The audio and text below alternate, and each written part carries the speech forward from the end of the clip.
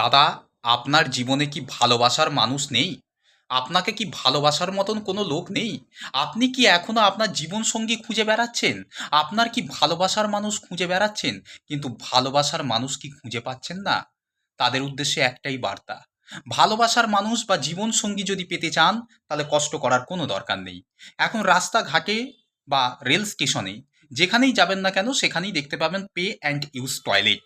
সেখানে চলে যান, গেলে শুধু একটা বাথরুমের ভেতর ঢুকে পড়ুন, আর তারপর বাথরুমের দেয়ালটার গেটটাকে ভালো করে লক্ষ্য করবেন। সেখানে দেখবেন এত ঝোড়া ঝোড়া মেয়েদের ফোন নাম্বার, আর এত মানে কি বলবো রোমান্টিক রোমান্টিক লেখা আছে যে এই মেয়েকে ফোন করুন, ওই মেয়েকে ফোন করুন, এই মেয়ে এই সিঙ্গেল, হ্যানা ত্যানা ভাবে যেভাবে লেখা থাকে, তাতে মনে হয় যে আমি কোনো বাথরুমে আসিনি, পে অ্যান্ড ইউজ টয়লেটে আসিনি, আমি যেন ভুল করে বিনা পয়সায় বেঙ্গলি ম্যাট্রিমনি ডট কমে যেন চলে এসেছি।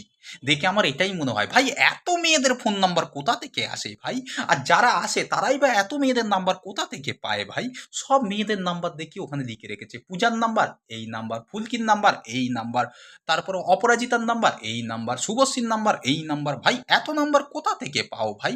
যে আমি এখানে ঢুকলেই দেখি হাজারটা দেখি মেয়েদের ফোন নাম্বার। আরে ভাই, কোথা থেকে পায় ভাই এরা এত নাম্বার? মানে বাথরুমে ঢুকলেই দেখি হাজারটা মেয়েদের ফোন নাম্বার। না, আমার এটাই বলার ছিল। বলা হয়ে গেছে, এখন আমি চলে যাচ্ছি।